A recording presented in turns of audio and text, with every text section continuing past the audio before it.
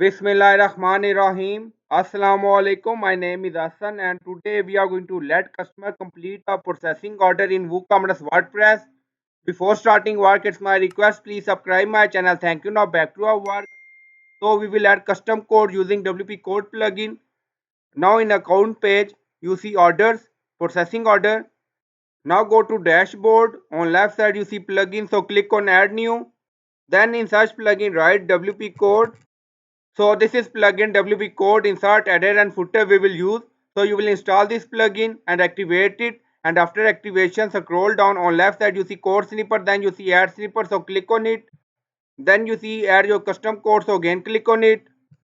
Now create custom snipper section open, scroll down, you can add title here, then you see code preview. On right side you see code type drop down, select PHP snipper. Now we are going to paste code and you will find this code in video description or in comment section.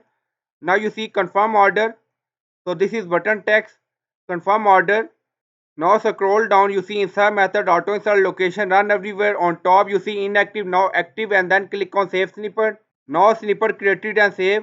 Go to account page and refresh the page. Now scroll down, in action you see confirm order button. Now you see order status processing. So click on confirm order.